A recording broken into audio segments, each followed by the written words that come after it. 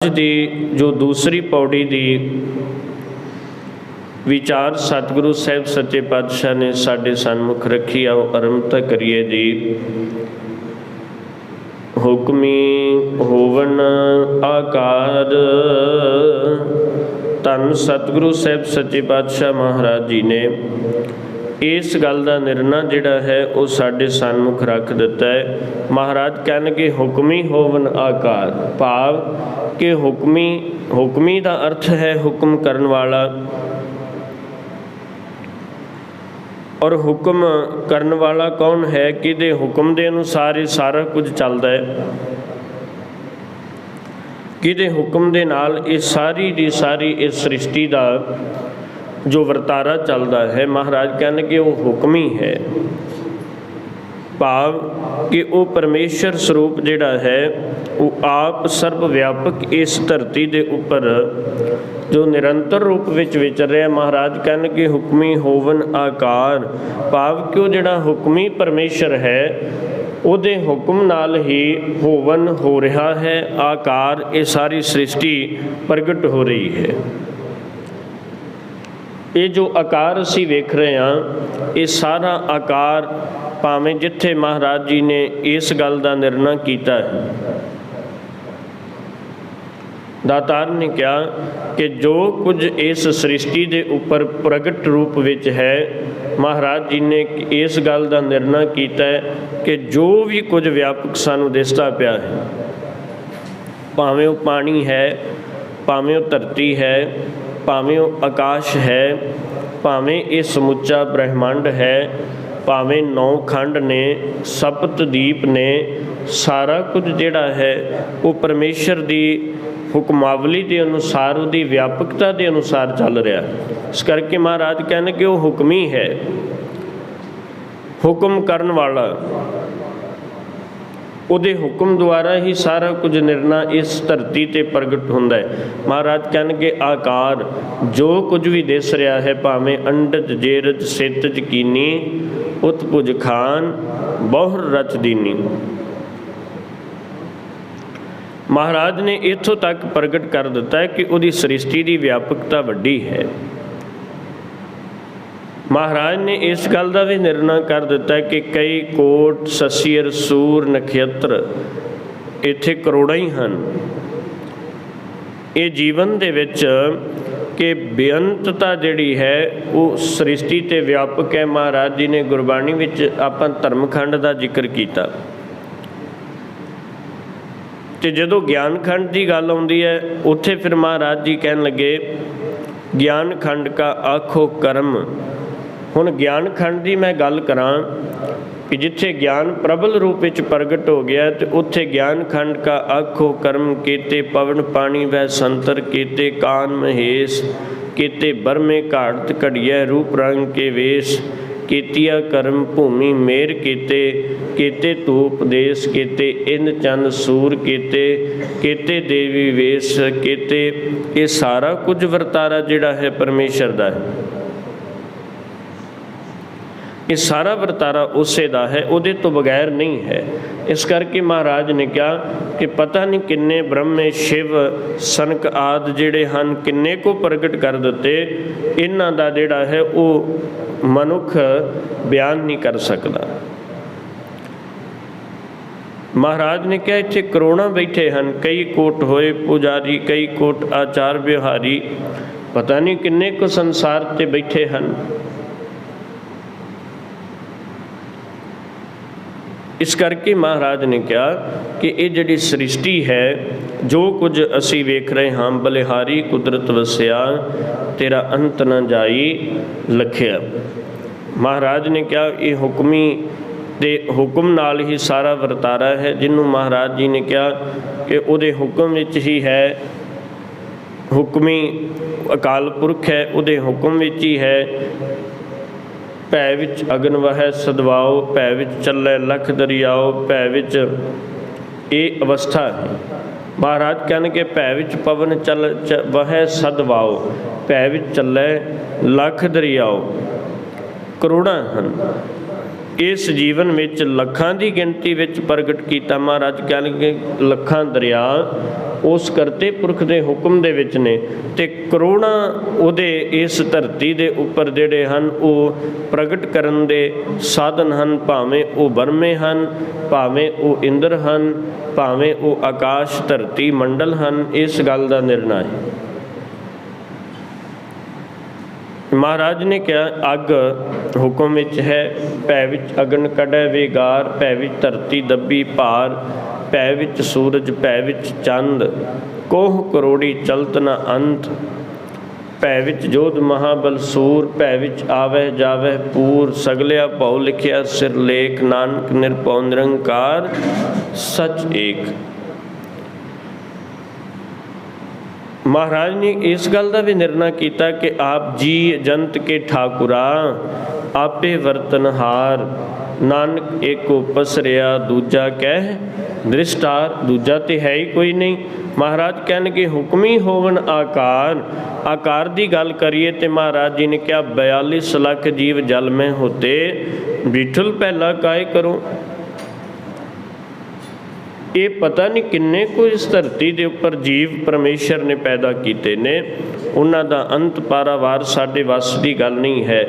ਇਸ ਕਰਕੇ ਮਹਾਰਾਜ ਜੀ ਨੇ ਕਿਹਾ ਹੁਕਮ ਨਾ ਕਹਿਆ ਜਾਈ, ਪਿਤਾ ਕਾ ਜਨਮ ਕੇ ਜਾਣੇ ਪੂਤ, ਸਗਲ ਪਰੋਈ ਆਪਣੇ ਸੂਤ। ਮਹਾਰਾਜ ਕਹਿਣਗੇ ਹੁਣ ਬੱਚਾ ਪਿਤਾ ਦੇ ਜਨਮ ਦੀ ਪੀੜਾ ਨੂੰ ਥੋੜ੍ਹੀ ਬਿਆਨ ਕਰ ਸਕਦਾ।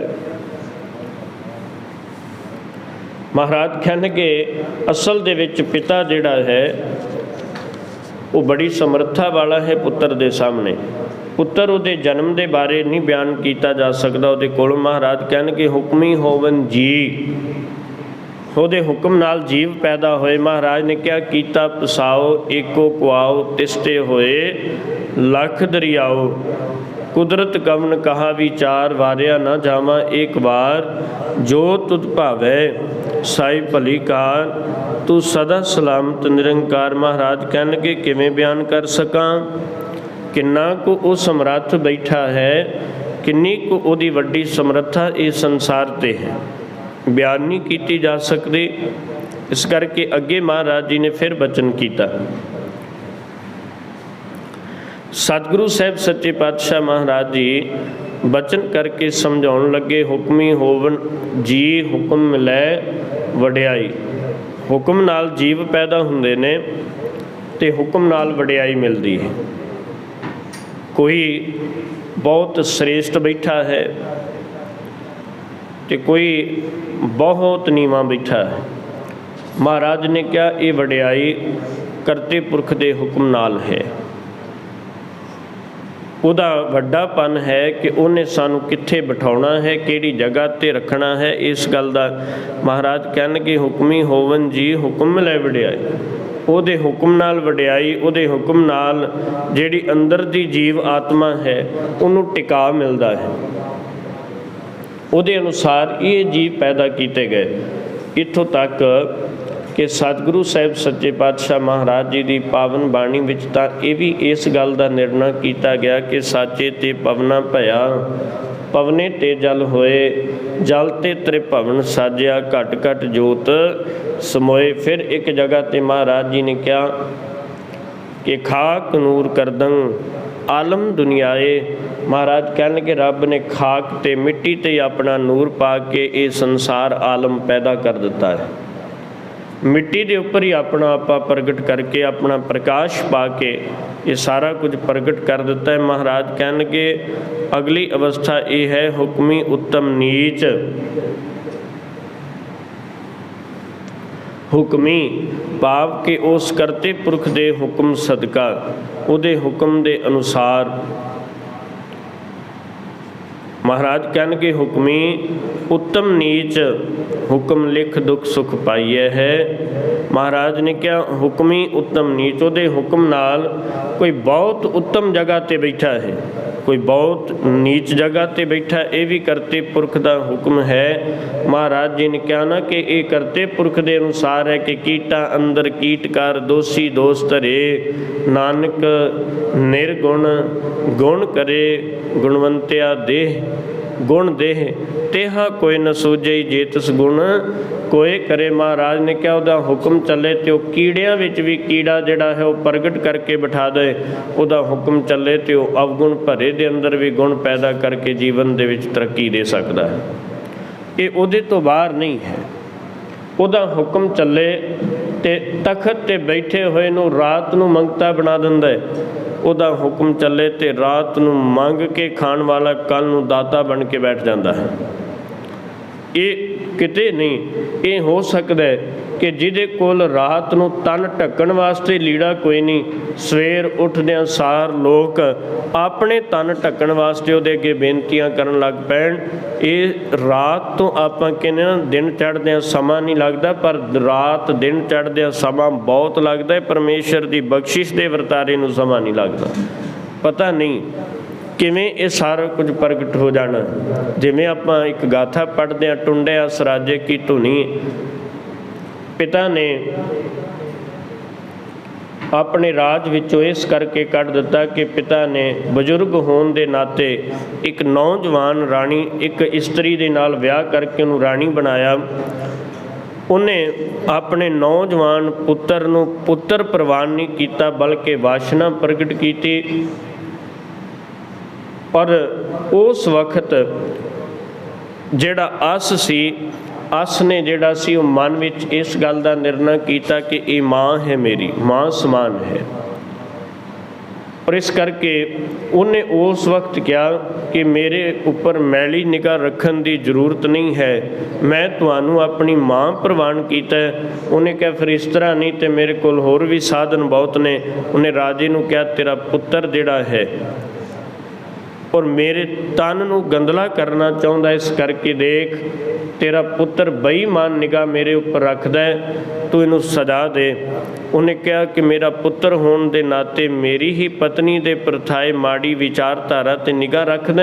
ਉਹਨੇ ਉਸੇ ਵਕਤ ਆਪਣੇ ਮੰਤਰੀਆਂ ਨੂੰ ਕਿਹਾ ਕਿ ਇਹਦੇ ਟੁਕੜੇ ਟੁਕੜੇ ਕਰਕੇ ਖੂਹ ਵਿੱਚ ਸੁੱਟ ਦਿਓ। ਮੰਤਰੀ ਸਿਆਣਾ ਸੀ। ਉਸ ਮੰਤਰੀ ਨੇ ਇੱਕ ਗੱਲ ਦਾ ਨਿਰਣਾ ਕੀਤਾ ਕਿ ਇਸ ਅਸ ਰਾਜੇ ਨੂੰ ਜਿਹੜਾ ਸੀ ਇਸ ਗੱਲ ਦੇ ਉੱਪਰੋਂ ਜਿਹੜਾ ਸੀ ਉਹ ਨਿਰਣਾ ਕਰਕੇ ਬਹੁਤ ਚੰਗੀ ਤਰ੍ਹਾਂ ਸਮਝਾਇਆ। ਕਹਿਣਗੇ ਪੁੱਤਰਾ ਵੇਖ, ਮੈਨੂੰ ਪਤਾ ਤੂੰ ਬੇਕਸੂਰ ਹੈ, ਪਰ ਮੈਂ ਤੇਰੇ ਪਿਤਾ ਦਾ ਮੰਤਰੀ ਹਾਂ, ਮੈਨੂੰ ਹੁਕਮ ਮੰਨਣਾ ਜ਼ਰੂਰੀ ਹੈ। ਉਹਨੇ ਕਿਹਾ ਅੱਗੇ ਤੇਰੀ ਕਿਸਮਤ। ਖੂਹ ਦੇ ਕਿਨਾਰੇ ਲੈ ਗਏ, ਇੱਕ ਬਾਂਹ ਵੱਢ ਲਈ, ਬਾਂਹ ਵੱਢ ਕੇ ਖੂਹ 'ਚ ਸੁੱਟ ਦਿੱਤਾ। ਕਹਿਣ ਲੱਗੇ ਅੱਗੇ ਤੇਰੀ ਕਿਸਮਤ। ਦੂਰ ਕਿਸੇ ਖੂਹ ਵਿੱਚ ਸੁੱਟ ਕੇ ਵਾਪਸ ਆ ਗਏ ਤੇ ਬਾਂਹ ਚੁੱਕ ਕੇ ਲੈ ਰਾਜਾ ਵੇਖ ਤੇਰੇ ਪੁੱਤਰ ਦੇ ਸੀ ਟੁਕੜੇ ਟੁਕੜੇ ਕਰ ਦਿੱਤੇ। ਉਹ ਖੁਸ਼ ਹੋਇਆ ਕਿ ਨਿਸ਼ਾਨੀ ਲੈ ਕੇ ਆਏ ਹਾਂ, ਪਰ ਅਚਾਨਕ ਕੁਦਰਤ ਵਰਤੀ ਕਰਤੇ ਨੇ ਮਿਹਰ ਕੀਤੀ। ਜਦੋਂ ਕੁਝ ਧੋਬੀ ਜਿਹੜੇ ਸਨ ਔਰ ਉਹਨਾਂ ਦਾ ਜਿਹੜਾ ਸੀ ਉਹ ਇੱਧਰੋਂ ਬਹੁਤ ਵਹੀਰ ਲੰਘ ਰਿਹਾ ਸੀ, ਉਹ ਕੱਪੜੇ ਲੈ ਕੇ ਆ ਰਹੇ ਸਨ ਰਾਜ ਦਰਬਾਰਾਂ ਵਿੱਚੋਂ। ਉਹਨਾਂ ਵੇਖਿਆ ਕਿ ਕੋਈ ਆਵਾਜ਼ਾਂ ਦਿੰਦਾ ਹੈ, ਖੂਹ ਵਿੱਚ ਪਏ ਨੂੰ ਉਹਨਾਂ ਕੱਢਿਆ। ਉਹ ਕਹਿਣਗੇ ਕੌਣ? ਕਹਿਣਗੇ ਪਤਾ ਨਹੀਂ, ਕਿੱਥੋਂ ਆਇਆ, ਕਿੱਥੋਂ ਦਾ ਰਹਿਣ ਵਾਲਾ, ਮੈਨੂੰ ਪਤਾ ਨਹੀਂ ਹੈ,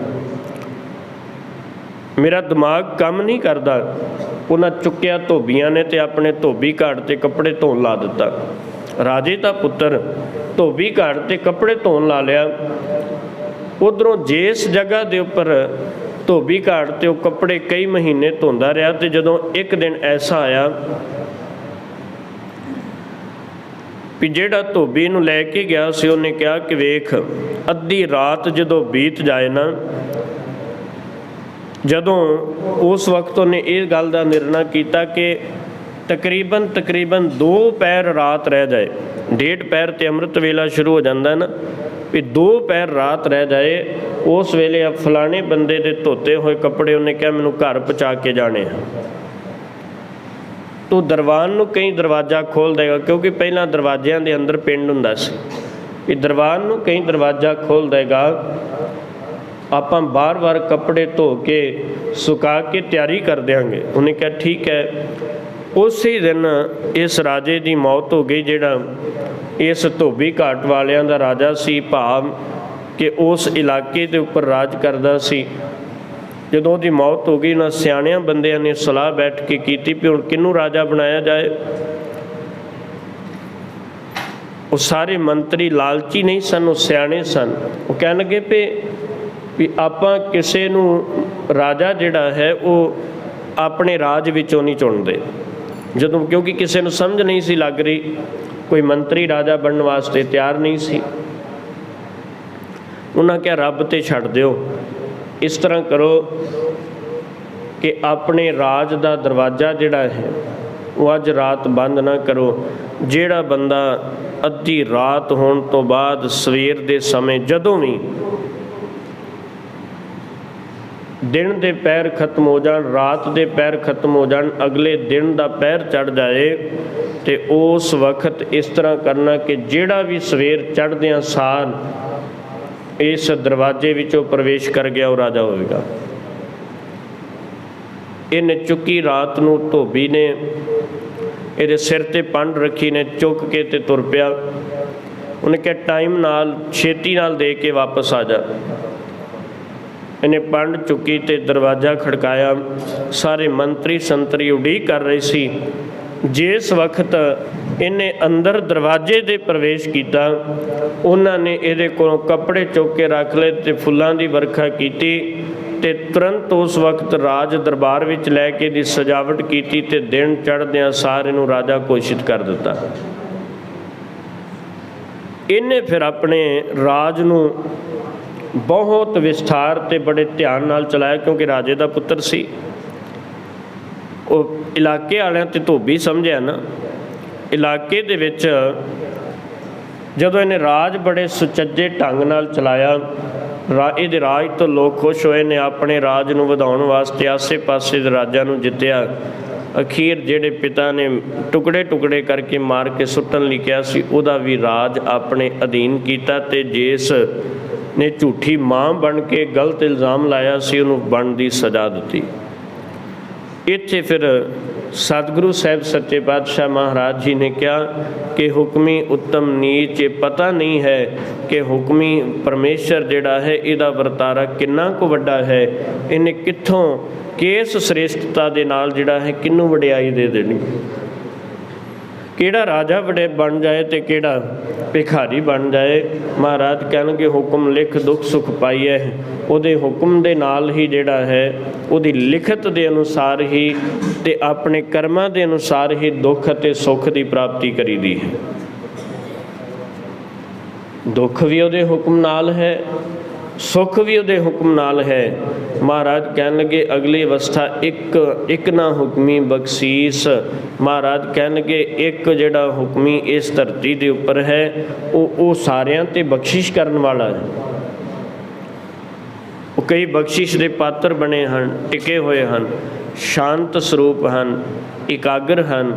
ਪਰ ਮਹਾਰਾਜ ਕਹਿਣਗੇ ਕਈ ਇੱਕ ਹੁਕਮੀ ਸਦਾ ਭੁਆਈ ਹੈ। ਇੱਕ ਨੂੰ ਵਿਚਾਰਿਆਂ ਨੂੰ ਹੁਕਮ ਹੀ ਹੈ ਵੀ ਦਿਨ ਤੋਂ ਰਾਤ ਤੱਕ ਤੁਰੇ ਫਿਰੋ, ਭਟਕਦੇ ਫਿਰੋ, ਕੋਈ ਪੱਲੇ ਵੀ ਨਹੀਂ ਪੈਂਦਾ ਅਤੇ ਬੈਠਣ ਨੂੰ ਵੀ ਨਹੀਂ ਮਿਲਦਾ।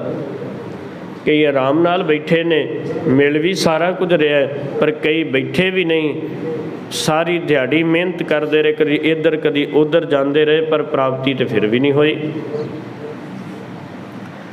ਇਸ ਕਰਕੇ ਮਹਾਰਾਜ ਸੱਚੇ ਪਾਤਸ਼ਾਹ ਜੀ ਕਹਿਣ ਲੱਗੇ ਕਿ ਜੀਵਨ ਦੇ ਵਿੱਚ ਅਗਲੀ ਅਵਸਥਾ ਹੈ ਹੁਕਮੇ ਅੰਦਰ ਸਭ ਕੋ। ਮਹਾਰਾਜ ਕਹਿਣਗੇ ਜੇ ਹੁਕਮ ਦੀ ਗੱਲ ਕਰੀਏ ਤੇ ਸਾਰਾ ਸੰਸਾਰ ਉਹਦੇ ਹੁਕਮ ਦੇ ਵਿੱਚ ਹੈ। ਜਰਰਾ ਜਰਰਾ ਜਰਰਾ ਜਰਰਾ ਜਿਹੜਾ ਹੈ ਉਹਦੇ ਹੁਕਮ ਵਿੱਚ ਹੈ। ਜੇ ਗੱਲ ਕਰੀਏ ਤਾਂ ਸਤਿਗੁਰੂ ਸੱਚੇ ਪਾਤਸ਼ਾਹ ਮਹਾਰਾਜ ਜੀ ਨੇ ਕਿਹਾ ਉਹਦਾ ਹੁਕਮ ਹੀ ਇਹ ਸੀ, ਮਾਟੀ ਏਕ ਅਨੇਕ ਭਾਂਤ ਕਰ ਸਾਜੀ ਸਾਜਨਹਾਰ ਹੈ। ਭਾਵੇਂ ਉਸ ਮਿੱਟੀ ਦਾ ਕਿੰਨਾ ਕੁ ਇਹ ਸੰਸਾਰ ਨੂੰ ਜਿਹੜਾ ਹੈ ਉਹ ਪਰਮੇਸ਼ਰ ਨੇ ਵਰਤਾਰੇ ਰੂਪ ਦੇ ਵਿੱਚ ਪ੍ਰਗਟ ਕੀਤਾ, ਕਿੰਨੀ ਕੁ ਮਿੱਟੀ ਦੇ ਨਾਲ ਆਪਣੀ ਜੋਤ ਰਲਾ ਕਰਕੇ ਸ੍ਰਿਸ਼ਟੀ ਪ੍ਰਗਟ ਕਰ ਦਿੱਤੀ। ਮਹਾਰਾਜ ਕਹਿਣਗੇ ਹੁਕਮ ਵਰਤਦਾ ਹੈ, ਉਸੇ ਦਰਖਤ ਵਿੱਚ ਪਾਣੀ, ਉਸੇ ਵਿੱਚ ਅੱਗ ਅਤੇ ਉਸੇ ਵਿੱਚ ਲੱਕੜ ਹੈ। ਇਹ ਤਿੰਨੇ ਤੱਤ ਇੱਕ ਦੂਸਰੇ ਦੇ ਵਿਰੋਧੀ ਨੇ। ਜਿੱਥੇ ਪਾਣੀ ਹੋਵੇ ਉੱਥੇ ਅੱਗ ਨਹੀਂ ਹੋ ਸਕਦੀ, ਜਿੱਥੇ ਅੱਗ ਹੋਵੇ ਉੱਥੇ ਲੱਕੜ ਨਹੀਂ ਟਿਕ ਸਕਦੀ। ਆਪ ਜੀ ਨੂੰ ਇਸ ਗੱਲ ਦਾ ਪਤਾ ਹੈ ਵੀ ਬਲਦੀ ਅੱਗ ਤੇ ਪਾਣੀ ਪਾ ਦਿਓ ਤੇ ਅੱਗ ਖਤਮ ਹੋ ਜਾਂਦੀ ਹੈ, ਤੇ ਬਲਦੀ ਅੱਗ ਵਿੱਚ ਲੱਕੜ ਸੁੱਟ ਦਿਓ ਤੇ ਉਹ ਵੀ ਖਤਮ ਹੋ ਜਾਂਦੀ ਹੈ। ਮਹਾਰਾਜ ਨੇ ਇੱਥੇ ਜ਼ਿਕਰ ਕੀਤਾ ਵੀ ਤਿੰਨ ਵਿਰੋਧੀ ਤੱਤ ਨੇ, ਪਰ ਤਿੰਨੇ ਤੱਤ ਇੱਕ ਦਰਖਤ ਵਿੱਚ ਨੇ। ਪਾਣੀ ਵੀ ਹੈ, ਲੱਕੜ ਵੀ ਹੈ, ਤੇ ਦਾਵਾ ਅਗਨੀ ਵੀ ਜਿਹੜੀ ਉਹ ਇਸ ਦਰਖਤ ਦੇ ਵਿੱਚ ਬੈਠੀ ਹੈ। ਮਹਾਰਾਜ ਕਹਿਣਗੇ ਉਹਦਾ ਹੁਕਮ ਹੀ ਹੈ, ਤੇ ਤਿੰਨੇ ਵਿਰੋਧੀ ਤੱਤ ਇੱਕੋ ਹੀ ਜਗ੍ਹਾ 'ਤੇ ਬੈਠੇ ਹਨ, ਇਹ ਉਹਦਾ ਹੁਕਮ ਹੈ। ਇਸ ਕਰਕੇ ਮਹਾਰਾਜ ਜੀ ਨੇ ਕਿਹਾ ਹੁਕਮ ਹੈ ਅੰਦਰ ਸਭ ਕੋ, ਸਾਰਾ ਸੰਸਾਰ ਉਹਦੇ ਹੁਕਮ ਦੇ ਵਿੱਚ ਹੈ, ਬਾਹਰ ਹੁਕਮ ਨਾ ਕੋਏ।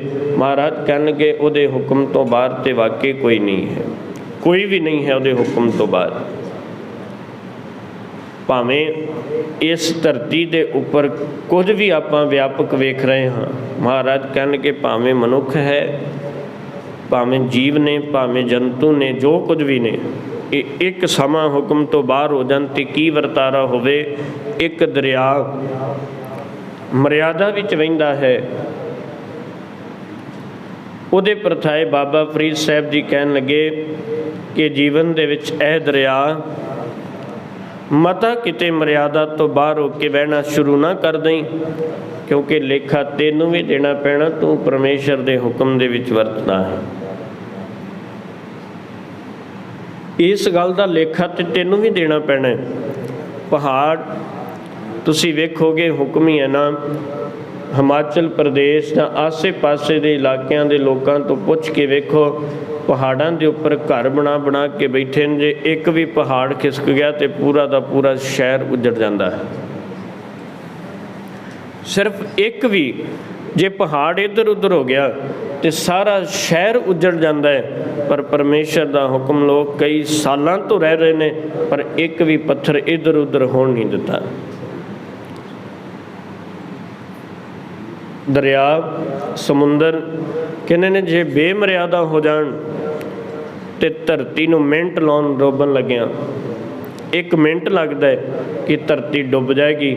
ਇੱਥੋਂ ਤੱਕ ਪਤਾ ਹੀ ਨਹੀਂ ਲੱਗੇਗਾ, ਧਰਤੀ ਦਾ ਹਿੱਸਾ ਸਾਰਾ ਪਾਣੀ ਵਿੱਚ ਡੁੱਬ ਕੇ ਖਤਮ ਹੋ ਜਾਏਗਾ। ਪਰ ਧਰਤੀ ਤਾਂ ਪਾਣੀ 'ਤੇ ਖਲੋਤੀ ਹੈ। ਪਰਮੇਸ਼ਰ ਨੇ ਇਹ ਵੀ ਵਰਤਾਰਾ ਤੇ ਸਾਡੇ ਸਾਨੂੰ ਕੀਤਾ ਨਾ, ਇਹ ਉਹਦੇ ਹੁਕਮ ਦੇ ਵਿੱਚ ਹੀ ਸੀ ਤਾਂ ਸਾਰਾ ਕੁਝ ਪ੍ਰਗਟ ਹੋਇਆ। ਮਹਾਰਾਜ ਕਹਿਣਗੇ ਹੁਕਮ ਹੀ ਉਹਦਾ ਇਸ ਤਰ੍ਹਾਂ ਦਾ ਹੈ ਕਿ ਪ੍ਰਭ ਭਾਵੈ ਬਿਨ ਸਾਸ ਤੇ ਰਾਖੈ, ਪ੍ਰਭ ਭਾਵੈ ਤਾਂ ਹਰ ਗੁਣ ਭਾਖੈ। ਮਹਾਰਾਜ ਕਹਿਣਗੇ ਉਹਦਾ ਹੁਕਮ ਹੈ, ਉਹ ਤੇ ਸਵਾਸਾਂ ਤੋਂ ਬਗੈਰ ਵੀ ਰੱਖ ਲੈਂਦਾ। ਇਹ ਉਹਦਾ ਹੁਕਮ ਹੈ ਵੀ ਉਹ ਸਾਹ ਨਾ ਵੀ ਆਉਂਦਾ ਹੋਵੇ ਉੱਥਾਂ ਵੀ ਰੱਖ ਲੈਂਦਾ ਹੈ। ਇਸ ਕਰਕੇ ਸਤਿਗੁਰੂ ਸਾਹਿਬ ਸੱਚੇ ਪਾਤਸ਼ਾਹ ਮਹਾਰਾਜ ਕਹਿਣਗੇ ਹੁਕਮੈ ਅੰਦਰ ਸਭ ਕੋ, ਬਾਹਰ ਹੁਕਮ ਨਾ ਕੋਏ। ਮਹਾਰਾਜ ਕਹਿਣਗੇ ਉਹਦੇ ਹੁਕਮ ਤੋਂ ਕੋਈ ਵੀ ਬਾਹਰ ਨਹੀਂ ਹੈ।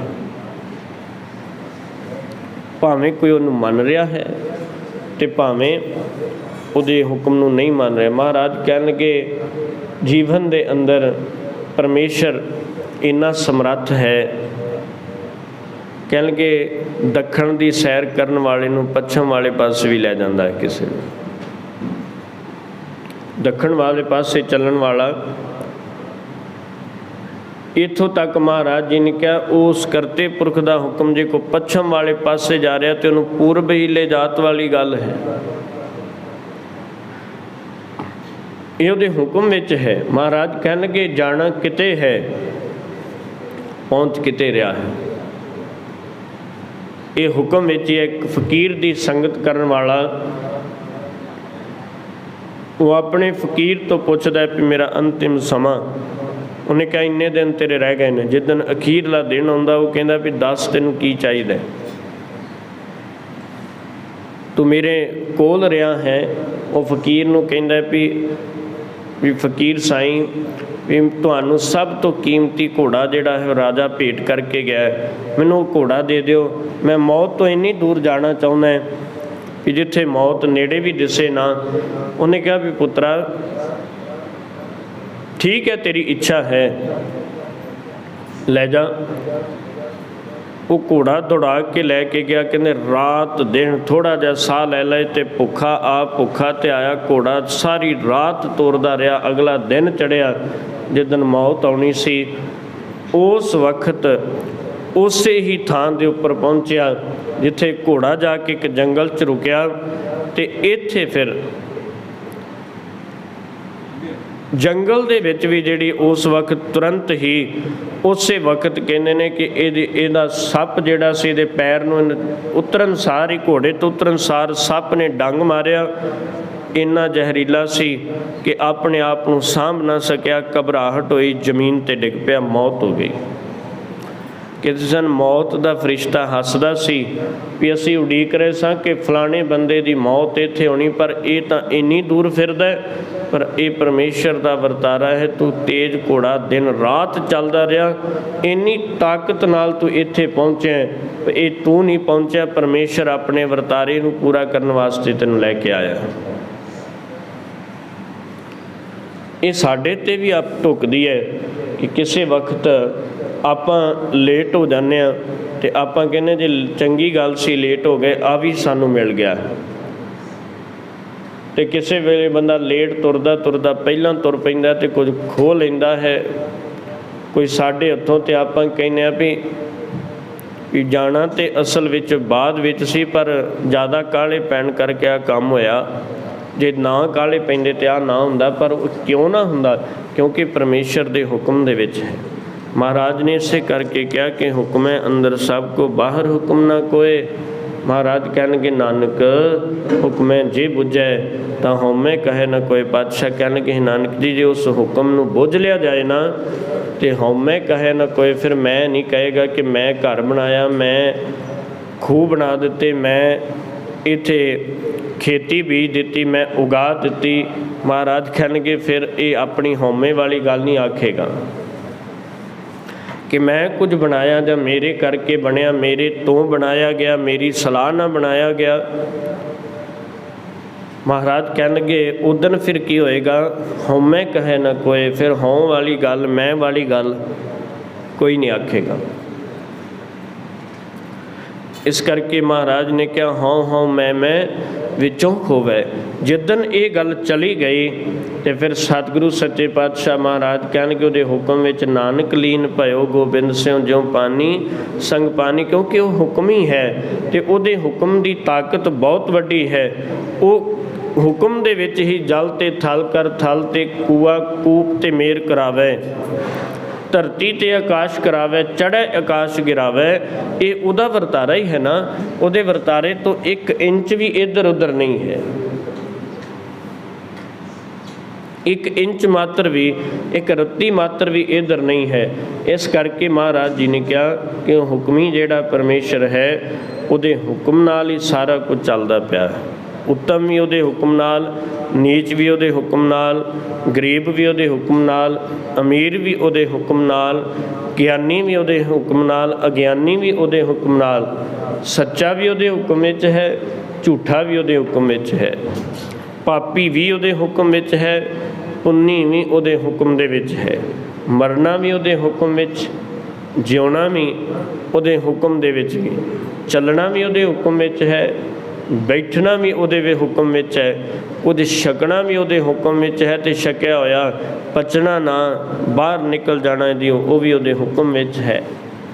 कुछ सोचना चंगा हुक्म विच, माड़ा सोचना वो भी हुक्म विच। इंच इंच जिहड़ा है वो आपां करते पुरख दे इस वरतारे नूं वेख सकते हैं, उहदे तो बाहर नहीं है कोई। इस करके सतगुरु साहिब सच्चे पातशाह जी महाराज अज दे इस पावन शब्द विच जो निर्णा साडे सन्मुख रखते ने, तिसरी विचार जिहड़ी है वो आपां आप जी दे सन्मुख कीती है। पातशाह जी किरपा करन। पावन गुर शब्द की विचार करदे हैं तो बेअंत प्रकार दीयां भुल्लां गलतियां हो गई हैं। सतगुरु जी अते गुरु की संगत बख्शण योग है, बख्श लेना जी। आप जी बख्शो असीस, बुलाओ फतेह। वाहिगुरु जी का खालसा, ਵਾਹਿਗੁਰੂ ਜੀ ਕੀ ਫਤਿਹ।